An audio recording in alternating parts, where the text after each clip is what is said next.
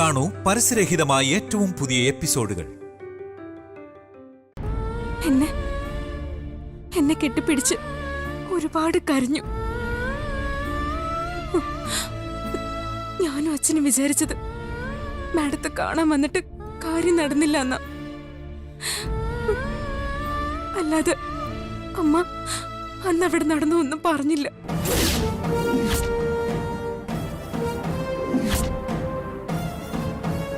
ഇവളുടെ അച്ഛനും മോളും വിചാരിച്ചത് എന്നെ കാണാൻ വന്നപ്പോ ഞാൻ നളിനി ആട്ടി ഇറക്കിയെന്നാ. എന്തായാലും തൊട്ടടുത്ത ദിവസം തന്നെ നളിനി തൂങ്ങി മരിച്ചു. പുറമ്പോക്ക് ഭൂമിയിൽ കെട്ടിപ്പൊക്കിയ വീട്ടിൽ നിന്നും ഇറങ്ങിപ്പോരാൻ മനസ്സിലാത്ത രജനിയുടെ അമ്മ ആത്മഹത്യ ചെയ്തു എന്നാ എല്ലാവരും ധരിച്ചത്. അച്ഛനും മോളും ഉൾപ്പെടെ എല്ലാവരും. എന്നാൽ അതിനിടയിൽ നമ്മുടെ കുടുംബത്തിൽ നടന്നതൊന്നും ആരും അറിഞ്ഞില്ല. നിങ്ങളല്ലാതെ ഒരു കുഞ്ഞു പോലും. എന്ന് വച്ചാൽ കെട്ടിടം പൊളിക്കാൻ പറഞ്ഞ വില്ലേജ് ഓഫീസർ പ്രതിയായി. ആ വില്ലേജ് ഓഫീസറുടെ കുടുംബത്തെ തകർക്കണമെന്ന് ഉറച്ച തീരുമാനത്തോടെ രചന യാത്ര തുടങ്ങി. അതാ എന്റെ മോളുടെ ഉൾപ്പെടെ ജീവിതം തകർത്തത്. ഇനി പറയടോ, അന്ന് ഇവിടെ നിന്ന് അലറില്ലോ, അതുപോലെ അലറിക്കൊണ്ട് പറ, ഈ കേട്ടതൊന്നും സത്യമല്ലാന്ന്. എല്ലാം കേട്ട ശേഷം ഞാൻ ഓർത്തെടുത്തു അന്നത്തെ കാര്യങ്ങളൊക്കെ. നളിനി മരിച്ച ശേഷം ഞാൻ പറഞ്ഞിട്ടുണ്ട് എല്ലാ കാര്യങ്ങളും. ഞാൻ കാരണം ഒരു പാവ സ്ത്രീക്ക് ആത്മഹത്യ ചെയ്യേണ്ടി വന്നു. അപ്പോഴും ഒരു കുറുക്കനെ പോലെ എല്ലാം കേട്ടു നിന്നതല്ലാതെ നിങ്ങളുടെ മുഖത്ത് ഒരു പതർച്ച പോലും ഉണ്ടായില്ല. എന്താ അച്ഛനൊന്നും പറയാത്തത്? കേട്ടത് സത്യമല്ലെങ്കിൽ എന്തെങ്കിലും പറഞ്ഞൂടെ അച്ഛന്? അച്ഛന്റെ ജീവിതത്തിൽ ഇതുപോലുള്ള ഒരുപാട് കഥകളുണ്ടെന്ന് ഞാൻ കേട്ടിട്ടുണ്ട്. പക്ഷേ അത് വ്യക്തമായി തെളിവോടെ കേൾക്കുന്നത് ഇത് ആദ്യമായിട്ടാ. മക്കളുടെ മുന്നിൽ നിന്ന് ഉരുകാതെ നിങ്ങളൊരാണാണെങ്കിൽ ചെയ്ത തെറ്റ് ഏറ്റെടുത്ത് നിയമത്തിന് മുന്നിൽ കീഴടങ്ങാ വേണ്ടത്. നിങ്ങൾ അങ്ങനെ ചെയ്താലും ഇല്ലെങ്കിലും ഇവൾ ഇനി മുതൽ എന്റെ മോളാ. അറിഞ്ഞുകൊണ്ടല്ലെങ്കിലും ഇവൾ അനാഥയായി പോവാൻ ഞാനും ഒരു കാരണക്കാരിയാ.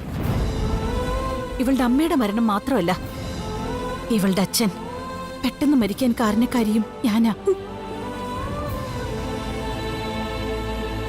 എന്റെ മകൾ ചതിക്കപ്പെട്ടപ്പോ ICUവിൽ കയറി ഇവളുടെ അച്ഛന്റെ ഹൃദയം നിൽക്കുന്ന രീതിയിൽ ഒരുപാട് സംസാരിച്ചു. അങ്ങനെയുള്ളപ്പോ ഇനി ഇവൾക്ക് നല്ലൊരു ജീവിതം കിട്ടുന്നത് വരെ ഞാൻ ഇവളെ ഇങ്ങനെ എന്റെ ചെറിയിൽ ഒളിപ്പിക്കും. ഞാൻ ഇവളെ എന്റെ അരികിൽ തന്നെ നിർത്തും. എന്റെ മറ്റു 2 പെൺമക്കളെയും പോലെ തന്നെ. എനിക്കെന്റെ മക്കളൊരു ബാധ്യതയല്ല. എന്റെ ജീവിതത്തിൽ എന്റെ ശരീരത്തിലേക്ക് തെറിച്ചു വീണ ചെളിയാ നിങ്ങള്. ഒരു ജൂൺ 27 നിങ്ങൾ പറയാറുണ്ടല്ലോ അത് നിങ്ങളുടെ ജീവിതത്തിൽ ഒരു കരിദിനമാണെന്ന്. അതെ, ആ കരിദിനം ഇന്നത്തോടെ അവസാനിപ്പിക്കാൻ പോവാ.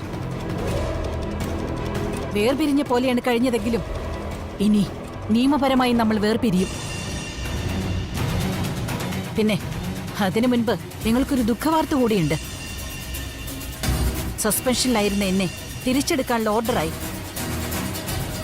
ഉടനെ ഞാൻ ജോലിയിൽ പ്രവേശിക്കും, പഴയ പ്രതാപത്തോടെ തന്നെ.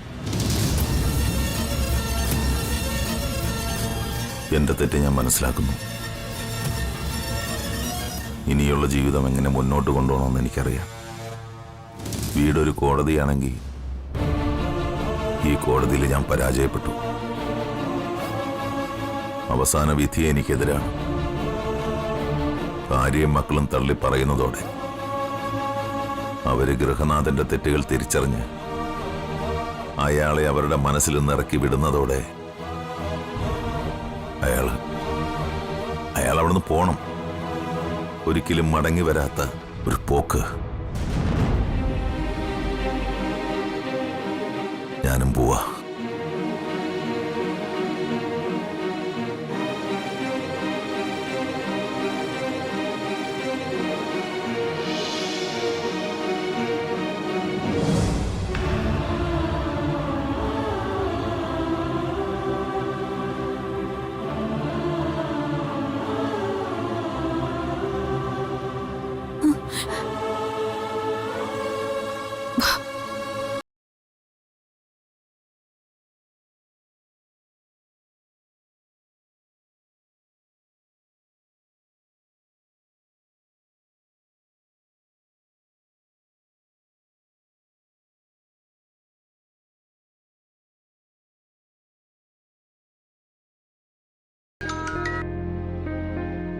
ആ ജഗൻ, ദൈവം ഉൾപ്പെടെ എല്ലാവരും എല്ലാം അറിഞ്ഞോ മാഡം? അറിഞ്ഞെന്ന് മാത്രല്ല, രജനമോളെ ഞാൻ എന്റെ സ്വന്തം മോളായി ഏറ്റെടുത്തു കഴിഞ്ഞു.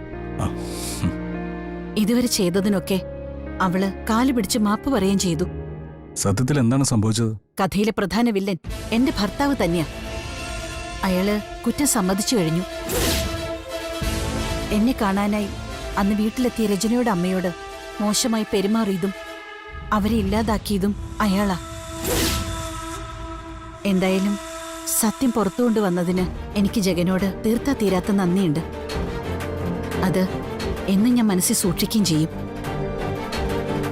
പിന്നെ ഞാൻ കുറച്ചു കഴിഞ്ഞിട്ട് ജഗനെ വിളിച്ചോളാം. ശരി മാഡം. അതിനു മുൻപ് വേറൊരാളെ ജഗൻ ഇപ്പൊ വിളിക്കണം. എന്നിട്ട് അവളോട് സംസാരിക്കണം. ജഗനെ കാണാൻ മറ്റാരേക്കാളും ആഗ്രഹിക്കുന്നത് എന്റെ ദിയമോളാ. ഞാൻ വിളിച്ചോളാം മാഡം. എന്നാ ശരി, ഞാൻ പിന്നെ വിളിക്കാം.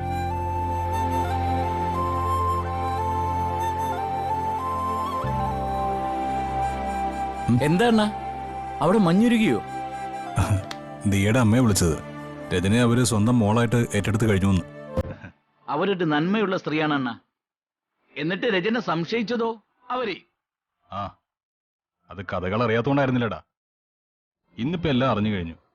കഥയിലെ വില്ലൻ ദിയയുടെ അച്ഛനാ. അന്ന് ദിയയുടെ അമ്മയെ കാണാൻ പോയ രജനിയുടെ അമ്മയോട് ക്രൂരത കാട്ടിയത് ആ വിജയകുമാർ ആയിരുന്നു. വില്ലേജ് ഓഫീസർ അവിടെ ഇല്ലാത്ത സമയത്താണ് രജനിയുടെ അമ്മ അവിടെ ചെന്നത്. അവരോട് അയാളുടെ തനി സ്വഭാവം പുറത്തെടുക്കുകയും ചെയ്തു. ആ വിഷമത്തിലാണ് രജനിയുടെ അമ്മ ആത്മഹത്യ ചെയ്തത്. അയാൾ ആള് കൊള്ളാല്ലേ അണ്ണ? സത്യം പറഞ്ഞ അവനെ വെട്ടി കൊല്ലേണ്ടതാ. പിന്നെ ദിയയുടെ അച്ഛനായതുകൊണ്ട് ഒന്നും ചെയ്യാൻ പറ്റില്ല എനിക്ക്. ദിയ ചേച്ചി എന്ത് പറഞ്ഞു? ദിയയുടെ അമ്മ പറഞ്ഞു അവിടെ വിളിച്ചൊന്ന് സംസാരിക്കണമെന്ന്. പിന്നെ എന്തിനാ നോക്കി നിൽക്കുന്നത്? മൊബൈൽ എടുത്ത് കറക്കി വിളിക്കണ്ട. എടാ, ഇത്രയൊക്കെ ഞാൻ ചെയ്തില്ലേ? അപ്പൊ ഞാൻ അങ്ങോട്ടാണോ വിളിക്കേണ്ടത്? അവൾ ഇങ്ങോട്ടല്ലേ വിളിക്കേണ്ടത്? അണ്ണാ, ഇതിന്റെ അകത്ത് അങ്ങനെ ഒരു മത്സരത്തിന്റെ ആവശ്യമൊന്നുമില്ല. അണ്ണനല്ലേ അങ്ങോട്ട് വിളിക്കേണ്ടത്. അവൾ ഇങ്ങോട്ട് വിളിക്കുന്നു നോക്കട്ടടാ. ആരാദ്യം വിളിക്കുമെന്നും പറഞ്ഞ് സമയം കളയണ്ട. അതിന്റെ പേരിൽ ഇനിയൊരു യുദ്ധമൊന്നും വേണ്ട. എടാ, വിളിക്കാവടാ. നീ ഒന്ന് സമാധാനപ്പെടടാ.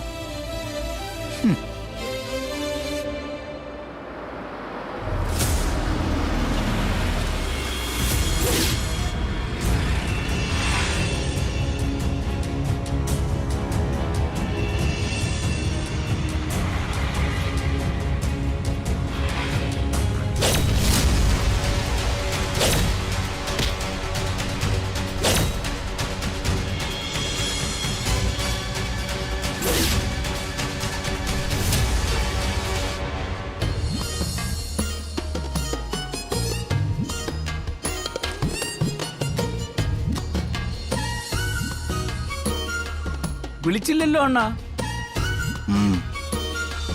എന്നാ പിന്നെ അണ്ണൻ അങ്ങോട്ടൊന്ന് വിളിച്ചൂടെ? അല്ലടാ, ഇത്രയും ദിവസം എന്നെ കാണാതെ നടന്നതും പിന്നെ പിണങ്ങി നടന്നതും ഒക്കെ ആ രചനയുടെ വിഷയം അറിയാത്തതുകൊണ്ടാ.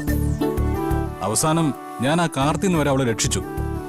അതിനുശേഷം ഇപ്പോ രചനയിൽ നിന്ന് അവള് സത്യങ്ങൾ അറിയുകയും ചെയ്തു. ഇനിയെങ്കിലും ഒന്ന് തോറ്റു തരണ്ടടാ. അണ്ണാ, ഈ പെണ്ണുങ്ങളുടെ മുമ്പിൽ തോക്കുന്നതാണ് അണ്ണന്റെ സ്വഭാവം. അതെല്ലാരും അങ്ങനെയൊക്കെ തന്നെ. പിന്നെ ഇവിടെ മാത്രം എന്താ അണ്ണന് ജയിക്കണമെന്ന് ഇത്ര വാശി? ഞാൻ അങ്ങോട്ട് വിളിക്കണമെന്നാ നീ പറയുന്നത് അല്ലേ? വിളിക്കണമെന്ന് മാത്രമല്ല, ചേച്ചിയുടെ അമ്മ തന്നെ നല്ലവണ്ണം സംസാരിച്ച സ്ഥിതിക്ക് ഇനിയിപ്പോ കുറച്ചുകൂടി സ്വതന്ത്രമായിട്ട് ചേച്ചിയോട് സംസാരിക്കാം. ഉടനെ തന്നെ ദിയയുടെ അമ്മ എന്നെ ഇങ്ങോട്ട് തിരിച്ചു വിളിക്കാന്ന് പറഞ്ഞിട്ടുണ്ട്. അതെന്തിനാണോ എന്തോ. എന്റെ അണ്ണ, ഇനിയിപ്പോ അണ്ണൻ ആ വീട്ടിൽ എപ്പോ വേണമെങ്കിലും കയറി ചെല്ലാം.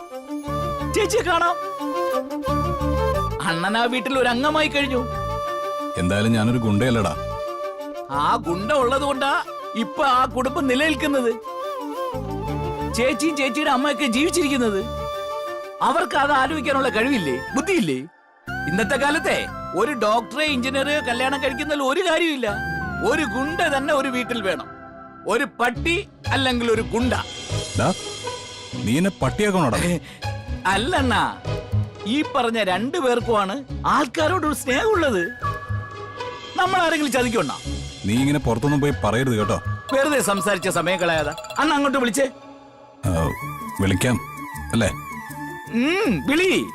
ഉം.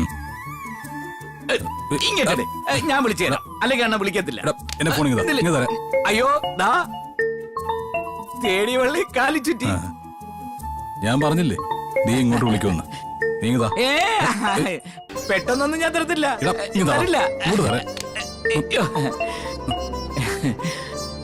ഹലോ ദിയേ, ജഗേട്ടൻ എവിടെയാ? ഞാൻ വീട്ടിൽ തന്നെ ഉണ്ട്.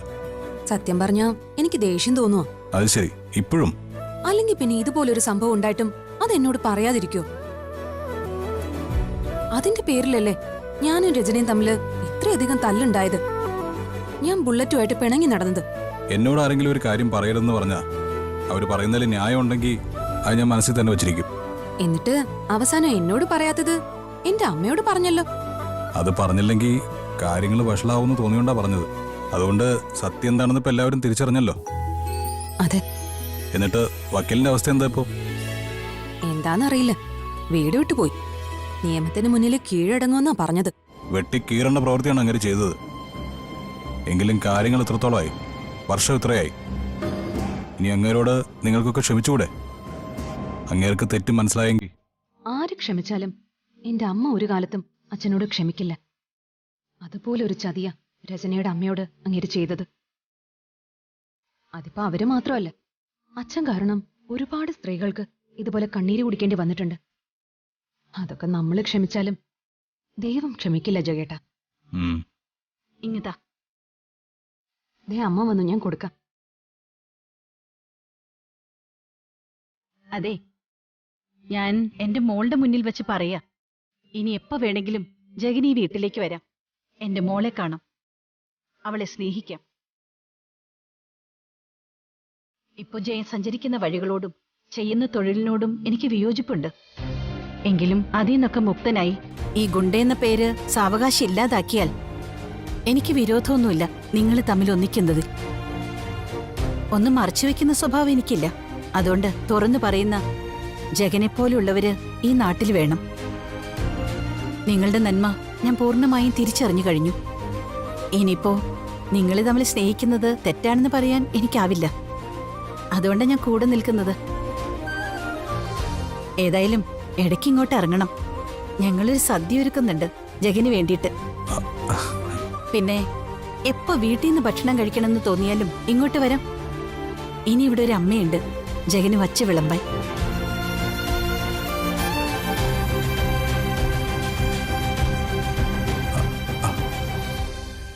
ശരി മാഡം. മാഡം ഒന്ന് വിളിക്കണ്ട. അത് കേൾക്കുമ്പോ ഒരകലം ഫീൽ ചെയ്യുന്നുണ്ട്. ഞാൻ പറഞ്ഞല്ലോ, വിളി അമ്മയെന്ന് തന്നെ ആയിക്കോളൂ. ശരി മോനെ. ശരി.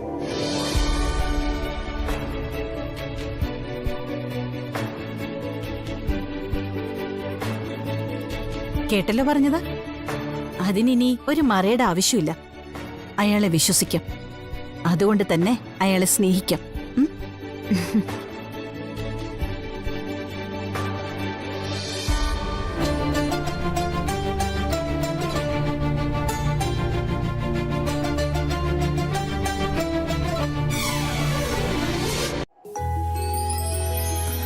അണ്ണ ഇത് എന്താ ഇങ്ങനെ നിൽക്കുന്നത്? അണ്ണ ഇത് ഏത് ലോകത്താ? ഞാൻ ഏത് ലോകത്താണെന്ന് എനിക്ക് തന്നെ അറിയില്ലടാ. എന്ന് വെച്ചാ? എടാ, നീയും കേട്ടതല്ലേ? ദിയ മാത്രമല്ല, ദിയയുടെ അമ്മയും ഇപ്പൊ എന്നോട് സംസാരിച്ചു. എന്താ സംസാരിച്ചത്? എടാ, ഒരു ഗുണ്ടയെ മരുമകനാക്കാൻ അവര് തയ്യാറാണെന്നാ പറഞ്ഞത്. എന്റെ അണ്ണ!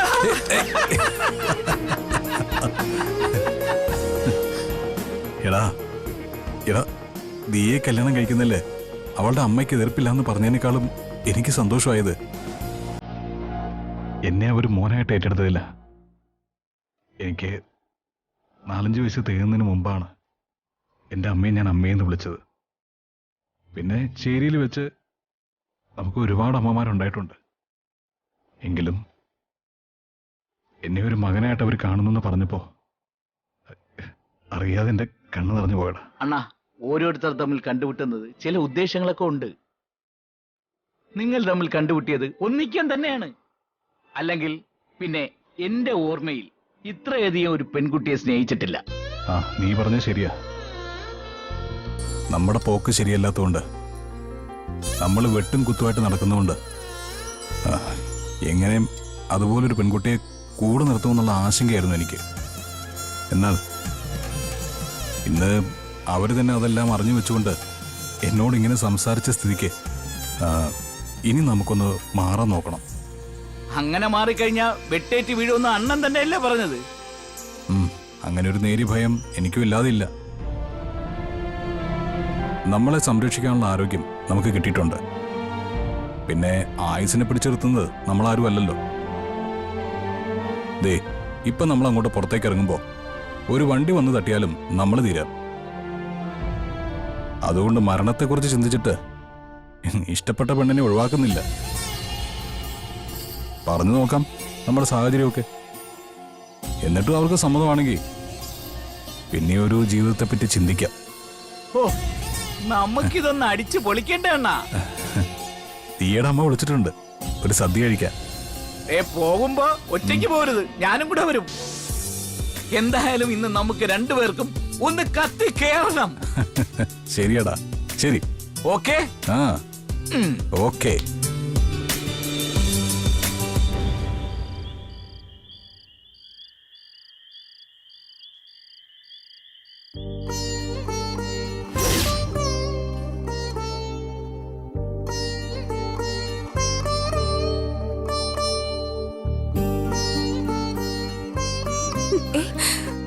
ഇതിന്റെയൊക്കെ ആവശ്യം എന്താ? ഒരാള് തെറ്റ് ചെയ്തത് എന്തുകൊണ്ടാണെന്ന് അറിയുന്നത് വരെ അയാളോട് ദേഷ്യം കാണും. സംഭവിച്ചത് എന്താന്ന് മനസ്സിലായി കഴിയുമ്പോ അതെല്ലാം നമ്മൾ മറക്കും. അതുകൊണ്ട് തന്നെ ഞാനും ദിയയും അമ്മയും എല്ലാം മറന്നു കഴിഞ്ഞു. എന്നാലും ചെയ്തതൊന്നും എനിക്ക് മറക്കാൻ പറ്റുന്നില്ല ദീപേ. ഇനി മറക്കാതിരുന്നിട്ട് എന്താ പ്രയോജനം? ഇവിടെ ആരും തെറ്റുകാരല്ല. യഥാർത്ഥ പ്രതി വീടിന് വെളിയിലായി കഴിഞ്ഞു. നിന്നെ അമ്മ വിളിക്കുന്നുണ്ട്, വാ നമുക്ക് എന്തേലും കഴിക്കാം, വാ. എനിക്കൊന്നും വേണ്ട. അതെന്താ വേണ്ടാത്തത്? സത്യം പറയാലോ, എല്ലാ ടെൻഷനും മാറിയതുകൊണ്ട് എനിക്ക് നല്ല വിശപ്പുണ്ട്. ദേ ആഹാരം എടുത്തു വെച്ചിട്ട് അമ്മ കാത്തിരിക്കാം. ഇനിയിപ്പൊ എന്തായാലും നിന്നെ ഞങ്ങൾ ഇവിടുന്ന് വിടില്ല. നീ വാ, നമുക്ക് ഒന്നിച്ചിരുന്ന് കഴിക്കാം. ഒന്നിച്ചിരുന്ന് കഴിക്കാൻ മാത്രല്ല, നമ്മളെല്ലാവരും ഒന്നിച്ച് ഒരു മുറിയിലാ കിടക്കാൻ പോകുന്നത്. എന്റെ അമ്മയ്ക്ക് ചുറ്റും നമ്മൾ 3 പെൺമക്കൾ. എന്താ അതിലെന്തെങ്കിലും വിരോധമുണ്ടോ? നഷ്ടപ്പെട്ടതൊക്കെ നമുക്ക് തിരിച്ചു പിടിക്കാം മോളെ. നമ്മുടെ സ്വഭാവം നല്ലതാണെങ്കിൽ, ചെയ്യുന്ന പ്രവൃത്തികളൊക്കെ ദൈവത്തിന് നിരക്കുന്നതാണെങ്കിൽ ഭാഗ്യം നമ്മളെ തേടി വന്നോളും. നീ അറിഞ്ഞുകൊണ്ട് എന്നെ ഒരു കുഴിയിൽ ചാടിച്ചു. പക്ഷെ എനിക്കതുകൊണ്ട് എന്തെങ്കിലും കുഴപ്പമുണ്ടായോ? കുറച്ച് നാണക്കേടും അപമാനമൊക്കെ ഉണ്ടായി. എങ്കിലും എനിക്ക് മെച്ചപ്പെട്ടൊരു ജീവിതം കിട്ടിയില്ലേ? ഇനി എനിക്കൊരു പേരുദോഷം ഇല്ലാതിരുന്നാലോ? ലാലേട്ടനേക്കാൾ നല്ലൊരു ഭർത്താവിനെ കിട്ടുമെന്ന് തോന്നുന്നില്ല. അപ്പോ നമ്മൾ ചെയ്യാത്ത കുറ്റത്തിന് ഒരുപാട് വേദനിച്ചാൽ നമുക്ക് നല്ല ഫലങ്ങൾ ദൈവം തരും. അങ്ങനെ വിശ്വസിച്ച മതി. നീ വാ, നമുക്ക് കഴിക്കാം, വാ. ഞാൻ വരാം, നീ ചെല്ല.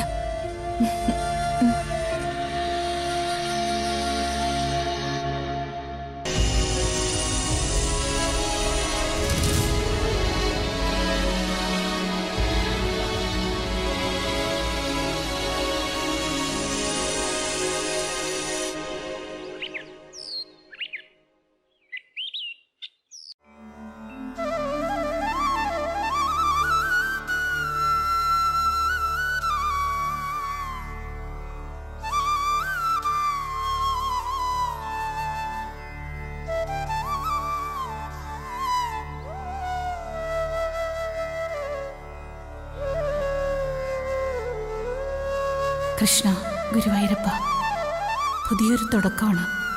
വിഘ്നങ്ങളെല്ലാം മാറ്റി നീ കൂടെ ഉണ്ടാവണേ.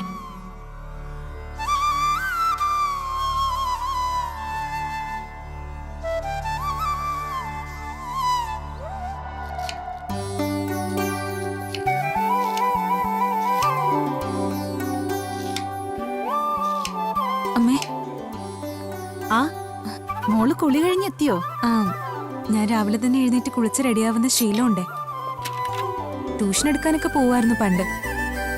അതുകൊണ്ട് ഒരു 4-4:30 മണിയാവുമ്പോഴേക്കും ഞാൻ എഴുന്നേക്കും. പിന്നെ ഞങ്ങൾ 4-5 കുട്ടികളും കൂടി ഒരു വാടക വീട്ടിലായിരുന്നല്ലോ താമസം. അവിടെ ഞങ്ങൾ തന്നെയാ ഫുഡ് ഉണ്ടാക്കി കഴിക്കുന്നത്. ഞാനും കൂടി സഹായിക്കാമേ. തൽക്കാലം വേണ്ട മോളെ.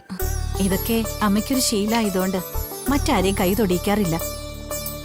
ദീപ ഇപ്പൊ ലാലേട്ടന്റെ വീട്ടിൽ പോയപ്പോ പാചകമൊക്കെ പഠിച്ചല്ലേ? ഇവിടുന്ന് പഠിച്ചിട്ടാ പോയത്. പിന്നെ അവിടെ വലിയൊരു പാചകക്കാരനുണ്ടായിരുന്നല്ലോ, ജയലാലിന്റെ അച്ഛൻ. അദ്ദേഹത്തിൽ നിന്ന് കുറെ കാര്യങ്ങൾ പഠിച്ചിട്ടുണ്ട്. എന്തിനാ അമ്മ എന്നെ അവിടെ നിർത്തുന്നത്? ഇപ്പോ 2 കൂട്ടർക്കും എല്ലാം മനസ്സിലായി. ഇനി അമ്മയ്ക്കൊരു ഭാരം ആവാതെ ഞാനങ്ങ് പോകുന്നതല്ലേ നല്ലത്.